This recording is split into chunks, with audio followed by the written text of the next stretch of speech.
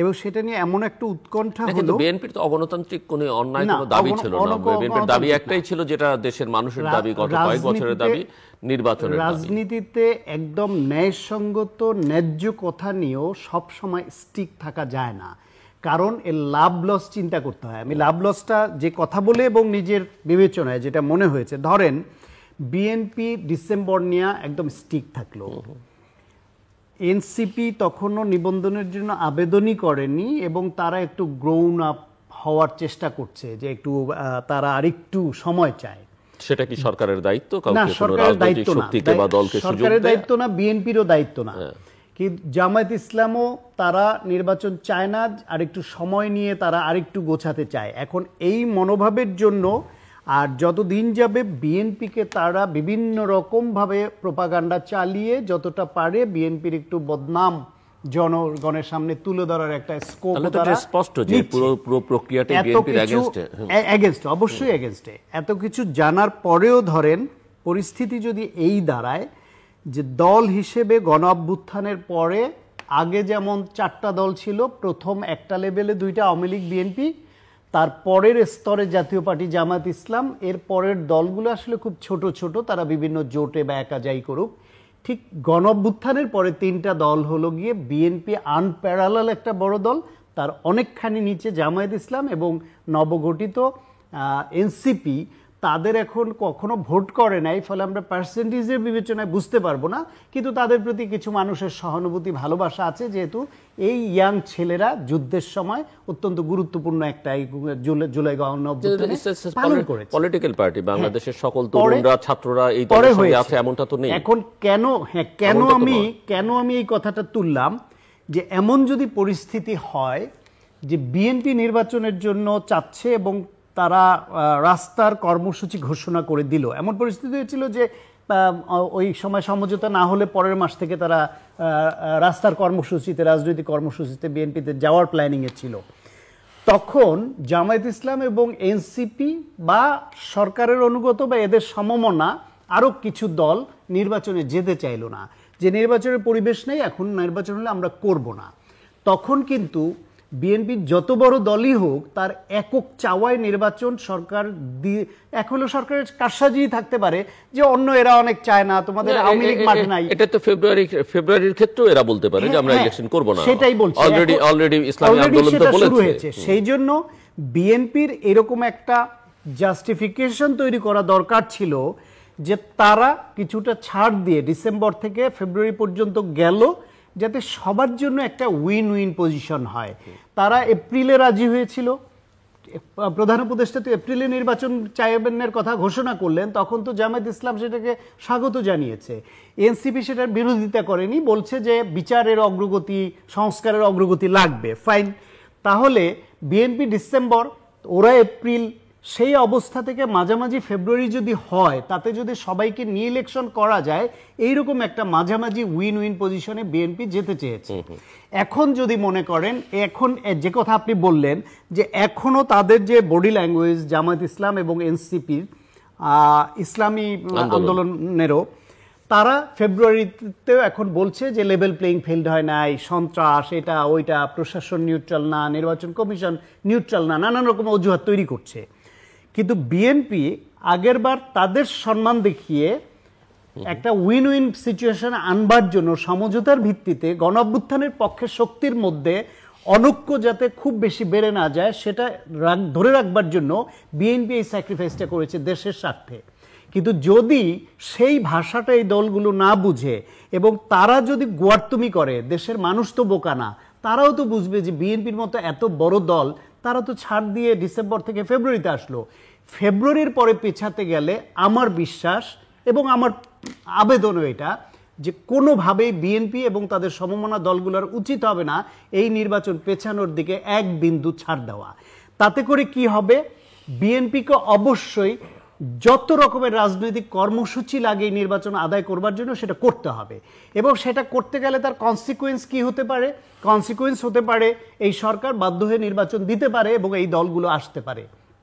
Consequence হতে পারে যে এই সরকার নির্বাচন দিবে না, যে না, বিএনপির চাপের কাছে আমরা নতি স্বীকার করব না, তাহলে বিএনপির মতো বড় দল এবং তাদের সমমনা দেশবাসীর চাপ, এইটা এই চাপটা নেওয়ার সক্ষমতা অন্তর্বর্তীকালীন সরকারের নাই, প্রশাসনের সেই সহযোগিতা তারা পাবে না, তখন তারা পদত্যাগ করে বসতে পারে অথবা ইমার্জেন্সি দিতে পারে, পদত্যাগ করা ছাড়া ইমার্জেন্সি দিতে পারে, পদত্যাগ করলেও যাদের হাতে রাষ্ট্র পরিচালনার দায়িত্ব নেবে ইমার্জেন্সি আসবে। যদি ইমার্জেন্সি আসে তাহলে কি হবে, ইন্ডিয়ান আধিপত্য আবার এখানে ফিরে আসতে পারে, তাহলে ক্ষতিগ্রস্ত বিএনপি একা হবে?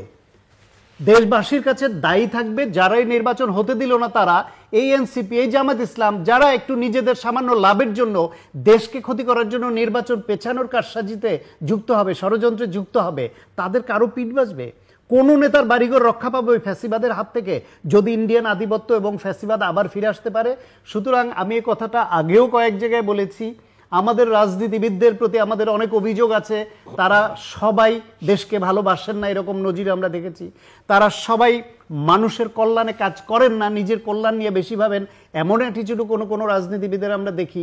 কিন্তু এমন রাজনীতিবিদ আমি এখনো দেখিনি যে নিজের পিঠ বাঁচানোর জন্য ভাবে না। সুতরাং এই এনসিপি বলেন, এই জামাত ইসলাম বলেন, বিএনপি বলেন, অন্যান্য ডামবাম বলেন, এই গণঅভ্যুত্থানের স্পিরিট ব্যর্থ হলে, এই অনৈক্যের ফলে যদি রাস্তার কর্মসূচিতে মুখোমুখি এরা দাঁড়ায়, সেইখানে সরকার এবং দেশি বিদেশি নানান রকমের খেলোয়াড়রা যদি ইনভলভ হয়ে যায়, তাহলে তার খেসারত যে কিভাবে কতটা দিতে হবে সেই বোধটা এদের আছে, এটা আমি বিশ্বাস করি। ফলে শেষ পর্যন্ত এসে যতই এরকম নানান রকমের বক্তব্য দেখ, যতই মাঠ গরম করুক বক্তব্য দিয়ে, নিজের পিঠ বাঁচানোর জন্য, দল বাঁচানোর জন্য ভবিষ্যৎ চিন্তা করে হলেও নির্বাচনে শেষ পর্যন্ত এরা আসবে। এবং বিএনপি এবং সমমনা দেশের স্বার্থে, দেশের অর্থনীতির স্বার্থে, গণতন্ত্রের স্বার্থে, দেশকে ঐক্যবদ্ধভাবে এগিয়ে নেবার স্বার্থে, বিদেশি বিনিয়োগ, দেশি বিদেশি বিনিয়োগের স্বার্থে, চাকরির বাজার নেই, বেকারত্ব বাড়ছে, দারিদ্র্য বাড়ছে, এগুলা থেকে উত্তরণের স্বার্থে নির্বাচন আর পেছানোর কোনো সুযোগ নেই। বিএনপি ওই পজিশনে অনড় থাকবে, এটা আমার বিশ্বাস এবং আমরা নিজে প্রত্যাশাও করি। তাই মিস্টার এম এ আজিজ, দেখেন, আমি শান্তবার শেষের দিকের কথাটার সাথে একমত হয়েই বলছি যে আপনি দেখেন লন্ডন ভাষায় একটা ভয়েস শোনা গেছে, ভারপ্রাপ্ত চেয়ারম্যান বিএনপির বলেছিলেন যে ফেব্রুয়ারিতে নির্বাচন হলে ভালো হয়, মাও সেটা বলেছে, এই কথাটাই বলেছে। ডক্টর মোহাম্মদ ইউনূসের কোনো কথা আমরা শুনিনি। যখন পরে আপনার স্টেটমেন্টটা প্রকাশ করা হলো, 1 ঘন্টা 20 মিনিট কথা বলে মোটামুটি 5 মিনিটের স্টেটমেন্টটা পড়লেন যিনি, ওইটাই বলতেছি, যার পদত্যাগ বিএনপি দাবি করেছে। হ্যাঁ, জাতীয় নিরাপত্তা পরিষদের উপদেষ্টা তিনি বললেন, বিএনপি যার পদত্যাগ দাবি করেছে, হ্যাঁ পদত্যাগ দাবি করছে, তাকে ডক্টর মোহাম্মদ ইউনূস প্রত্যেকবার আপনার একবার ইউনূস সাথে দেখা করতে গেছে বিএনপি, ওই সেক্রেটারি রাখছে মন্ত্রী, এলজিআরডি মন্ত্রীকে রাখছে, তারও পদত্যাগ চাইছে। তো অর্থাৎ খোঁচা মারা, কিন্তু তার জায়গার থেকে সরে না। এই জন্য বলছি, আমি তাকে বলছি যে সবচেয়ে নীরব, আপনি দেখেন নীরব একদম, সারা পৃথিবীতে তার দেশ এই 54,000 বর্গ মাইল থাকলেও কি থাকলো না, এ নিয়ে তার মাথা ব্যথা আছে আমার কাছে মনে হয় না। এখন বিএনপি ধরেন ওই ডিসেম্বর যখন লন্ডন বৈঠক হয়, তখনও যে পরিস্থিতি বিএনপির জন্য আছে, এখন সময় ক্ষেপণ হয়েছে, পরিস্থিতি আরও বিএনপির অনুকূলের বাইরে চলে যাচ্ছে। সুতরাং আপনি যেটা বললেন যে এর পরে ফেব্রুয়ারির পরে আর ছাড় দেওয়া যাবে না, ছাড় দিলেই নেক্সট ইয়ারে চলে যাবে, এরপরে অনিশ্চিত, হ্যাঁ 27 এইভাবে চলতে থাকবে, অর্থাৎ নির্বাচন হবে না। খেয়াল করে দেখেন, একদিকে নেগোসিয়েশন হচ্ছে, ইলেকশনের টোপ দিয়েছে। আমি যেটা ওইটা বলছি যে আমাদের পাবনার ভাষায় বলে যে ফাটাবাসের চিপায়, বিএনপি ফাটাবাসের চিপায় পড়ছে, ট্র্যাপ করে ফেলছে, ট্র্যাপের, বা আমার পাবনার ভাষায় বলে ফাটাবাসের চিপায়, উনি চিপায় পড়ছে, কিছু করার তো নাই। বিএনপির এখন ওই বৈঠকের পরে সরল মনে, ম্যাডামও বলছে না, এবং ওই বৈঠকের পর আমরা যেটা দেখলাম যে বিএনপি নেতৃবৃন্দ প্রায় 360 ডিগ্রি ঘুরে, কারণ গত 10 মাসে তাদের কথা আমরা শুনেছি, সরকার সম্পর্কে তাদের মূল্যায়ন, অনেকের সম্পর্কে বক্তব্য, তারা 360 ডিগ্রি ঘুরে বলছেন যে এই সরকার যা কিছু করছে সব ভালো এবং আমরা সরকারকে পূর্ণ সহায়তা দিয়ে দেব। এখন আমার বক্তব্য হচ্ছে যে এখন যে পরিস্থিতি, তাতে করে বিএনপি ফেব্রুয়ারিতে নির্বাচন না দিলে বা না হলে অবশ্যই আন্দোলন করতে হবে। দেশের মায়া যদি কারণ না থাকে, কবে বোঝা যাবে যে নির্বাচনটা ফেব্রুয়ারিতে সরকার দিচ্ছে না? কমপক্ষে 3 মাস আগে শিডিউল দিতে হবে, সেপ্টেম্বরে ক্লিয়ার হয়ে যাবে। এবং তারপরে আমার মনে হয় সেপ্টেম্বরের আগে ডিলিমিটেশন, ভোটার তালিকা প্রকাশ, এগুলো তো হবে, আচরণবিধি প্রণয়ন, এগুলো তো বোঝা যাবে ইলেকশন কমিশন এটা করতেছে কিনা। দেখেন ওই সময় প্রফেসর ইউনূস এখন আবার বলছেন যে তরুণদের জন্য বিশেষ ব্যবস্থা করতে হবে। হ্যাঁ, এটা কেমন কথা হলো? এটা কেমন কথা হলো? তরুণদের জন্য আলাদা বুথ, এটা আবার কোন আজবের কথা? আমি তো বুঝলাম না।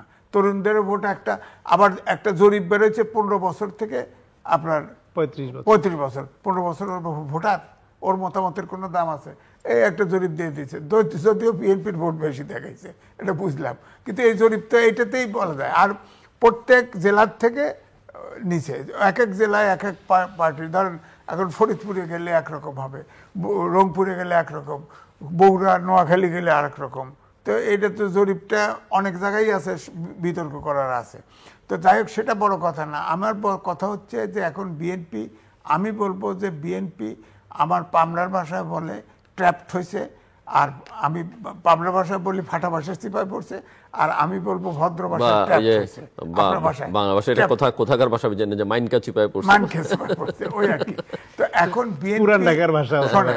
এরপরে আপনি দেখেন, খেয়াল করে আপনার স্ট্যান্ডিং কমিটির মেম্বার সালাউদ্দিন সাহেব, সে কিন্তু বলছে যে এনসিপির সাথে ইলেকশনের সম্পর্ক, মানে পদ ভাগাভাগি হইতে পারে। মানে আপনি কিভাবে দেখেন এটা? জামাত না এনসিপি, বা এনসিপির সঙ্গে হতে পারে? এনসিপি তাফালিং করতেছে, ম্যানেজ করতে চায়, এটাই তো বুঝবো। মানে তার মানে আর কি ভোট আছে নাকি? না, এনসিপি ভোট আছে না, তাহলে বিএনপি এটা কেন বলছে? তার মানে বিএনপি এনসিপি কে ভয় পাচ্ছে? না, তা না, এনসিপি কে ম্যানেজ করে কোনোভাবে ইলেকশনে যাওয়া, এই আমার কাছে এইটা মনে হয়েছে।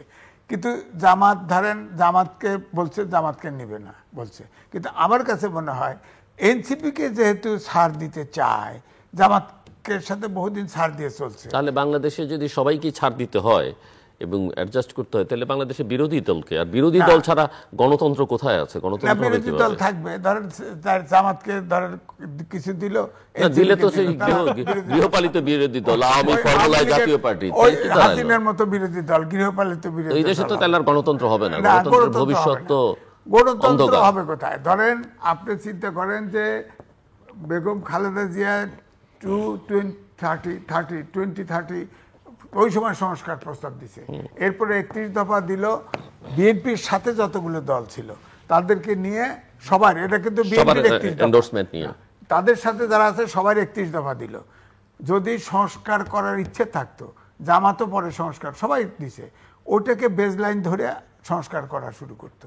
কিন্তু দুনিয়া রেভিনিউ খুলে বলছে এই সরকার, এটা ডিলে করার প্র্যাকটিস। নাহলে এত সংস্কার কেন? শিক্ষা, যেখানে বিজ্ঞানের যুগে, যেখানে শিক্ষা ছাড়া দাঁড়ায় বিজ্ঞান শিক্ষা ছাড়া দাঁড়ায় থাকতে পারবে না, সেখানে সংস্কার নেই। নারী শিক্ষা কমিশন একটা করে একটা ভেজাল লাগাই দিয়েছে। হ্যাঁ, তো আমার কাছে এখন এই জন্যই বলছি যে ডক্টর মোহাম্মদ ইউনূস তিনি খেলা করছেন, তিনি প্যাচ লাগাচ্ছেন, তার কিছু মিশন আপনি দেখেন, তিনি এটাও প্রসেস করতেছে ঠিকই, কিন্তু আপনার নিউ মুনিং কন্টেইনার কিন্তু দিয়ে ফেলছে। 6 মাস চালাবে নেভি, তারপরে ইউএইর কোম্পানি এসে এটা আসবে। এরপরে যে আপনার করিডোর দিবে না, এরপরে ওই দ্বীপটা দিয়ে দিবে না, এটা কিন্তু নিশ্চয়তা নাই। এই অ্যাসাইনমেন্ট হয়তো বাস্তবায়ন করবে, তাতে দেশ যেখানে যায় যাজ্ঞা, উনি ফ্ল্যাটে উঠে চলে যাবে। ওনার তো সারা পৃথিবী দেশ, ওনার তো সারা পৃথিবী 54,000 বর্গমাইলের কি হইলো না হইলো কি না। আরে তার তো জেদ আছে যে আমার 6 তলায় উঠেছো, হাঁটায় আর নামাইছো, হ্যাঁ তোমাকে দেখিয়ে দেই। হ্যাঁ, তো সেই জেদ কি শেখ হাসিনার মতো জেদ? তোমরা বাঙালির আমার বাবাকে মেরেছে কয়েকজন আর্মি অফিসার, আর তো উনি 6 তলায় উঠেছে তো আওয়ামী লীগ, তো ওনাকে আওয়ামী লীগ সরকার, তাই কি সারা দেশের মানুষের? প্রেস সেক্রেটারি এটা বললো ডিসেম্বরের ভিতরে প্রস্তুতি শেষ করতে হবে, তখন কিন্তু এনসিপির সামান্তা বলছে যে উনি ওনার কেস টেস উঠায় নিয়ে উনি কেটে পড়বে, ওনারটা উনি পুষে নিছে, আমরা এটা মানি না। এটার অর্থটা কি? অর্থাৎ সবার মনে এই প্রশ্ন আছে। তিনি কনভিক্টেড ছিলেন 6 মাস, তারপরে ওনার কেস উইথড্র করে নিছে সিটে বসার পরে। উনি কোন নৈতিক ভাবে এই সরকার প্রধান হইলেন বলেন? তারপরে আমি তো দাওয়াতি ছিলাম, বঙ্গভবনে সংবিধান সমুন্নত রাখার জন্য ওত নিয়েছে, এখন সংস্কারের ডালপালা মিলে দিছে সব। এবং প্রেস সেক্রেটারি বলে এই সরকার গণঅভ্যুত্থানের সরকার, সব করার অধিকার আছে, বলেন? অন্তর্বর্তীকালীন নাম সংবিধানে নাই, জোড়াতালি দেয়া 106 অনুচ্ছেদ অনুযায়ী বলছে যে সরকার ডক্টরিন অফ নেসেসিটি চলবে। আমরা প্রেসিডেন্ট বলছে আমরা প্রধানমন্ত্রী পাইছি, আমরা বিশ্বাস করছি, কিন্তু কই? তখন তো যে সেনা নিবাস থেকে সবাই কে আশ্রয় নিয়েছিল তাদের তালিকা নিয়েছে না, ওখানে তো প্রধান বিচারপতি ছিল, আর এক বিচারপতি ছিল। তো এগুলো 106 অনুচ্ছেদে যে দিল, এটা কে দিল তাও তো প্রমাণ পাইতেছি না। সুতরাং অনেক ফ্যাকরা আছে, অনেক সমস্যা আছে।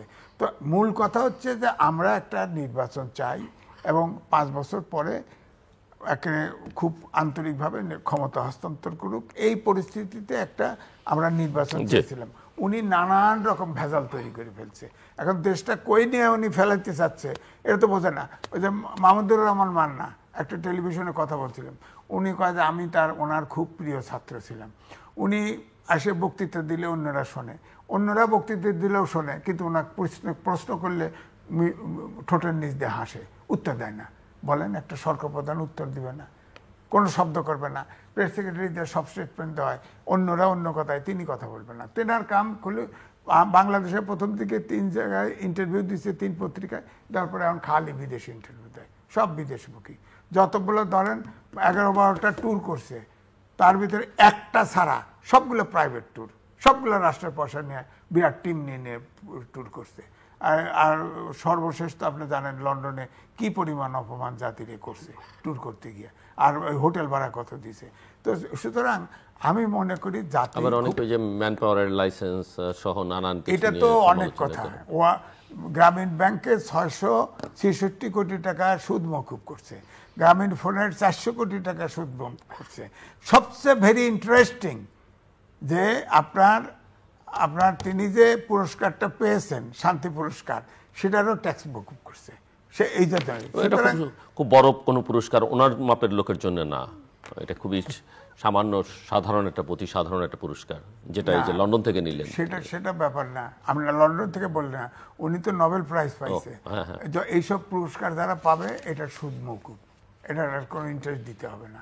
টাকাটা আসলে একটা ইন্টারেস্ট দেয় না, তাহলে আপনি চিন্তা করেন কোন জায়গায় যত পাওয়া এখন পুরা। উনি দেখেন এই ছাত্ররা যে মানসিকতা দাঁড়াইছে, আমরা এখন ছাত্রদের না বলে এনসিপি বলাই ভালো। ছাত্র দেশে 3 কোটি ছাত্র, আর 3 কোটি যদি 3 কোটির 2 কোটিও যদি তাদের সঙ্গে থাকে, 1 কোটিও তাদের সঙ্গে থাকে, তারা অনেক শক্তিশালী। শোনেন, এই রোগ সংক্রমিত হয়ে গেছে আপনার। এখন আমি বলবো এনসিপি বলেন যাই বলেন, এরা আর বিশেষ দিতে রেডি হতে চাচ্ছে না। এরা ভাবছে একবারে এমপি হব, একবারে মন্ত্রী হব, একবারে প্রত্যেকটা মন্ত্রণালয় বয়ে পড়বো। সবগুলো মন্ত্রণালয় বসায় দিচ্ছে না ইউনূস সাহেব। অর্থাৎ এই 6টা জেনারেশন চিরতরে ধ্বংস হয়ে গেছে। আপনি দেখবেন ইলেকশনে যাবে, সবগুলোর জামানত, আলাদা ইলেকশন করলে সবগুলোর জামানত।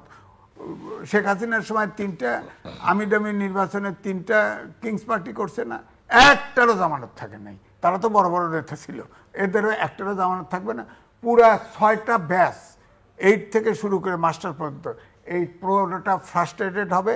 সার্টিফিকেট যা পাইছে তা নিয়ে ঘুরবে, পড়াশোনা নাই। এখন দেখেন ডক্টর মোহাম্মদ ইউনূস একজন শিক্ষক মানুষ, একদিনও বলে নাই যে তোমরা লেখাপড়াও করো, ঠিক আছে এটাও করো। প্রেস সেক্রেটারি বলছে এটা মব জাস্টিস না, এটা প্রেশার গ্রুপ, বলেন প্রেশার গ্রুপ হিসেবে রাখছে। তো এই জন্যই বলছি যে দেশটা এলোমেলো হয়ে গেছে। আজিজ ভাই, আবার ডক্টর মোহাম্মদ ইউনূসের প্রতি অনেক রাগ ক্ষোভের কথা বললেন, তো আমার অতটা মনে হয় না। কেন? উনি যে ঠোঁটের নিচে হাসেন ওটা কিন্তু দেখে ফেলেছে, মানে লুকাতে পারে না। ফলে কারসাজি করুক আর যাই করুক, বাংলাদেশেটা এই মুহূর্তে লুকানো খুব সহজ নয়। ফলে উনি চাইলেই যে যা কিছু করে ফেলবেন আর বাংলাদেশের মানুষ এটা সহজভাবে গ্রহণ করবে, এটা ভাববার কোনো কারণ নাই। আমার মনে হয় আমাদের নানা রকমের আশঙ্কা আছে, এটাও যেমন সত্য, কিন্তু আমার মন বলে ইলেকশন ফেব্রুয়ারিতে উনি শেষ পর্যন্ত দিতে বাধ্য হবেন। কয়েকটা কারণে, একটা হচ্ছে বিএনপি এবং তাদের সমমনাদের এবং দেশবাসীর চাওয়া। আচ্ছা, আমি আপনাকে জাস্ট একটা, মানে এই প্রশ্নটা একেবারে হাইপোথেটিক্যাল। আপনি আপনার কথা বলছিলেন যে সেপ্টেম্বরে উনি 3 মাসে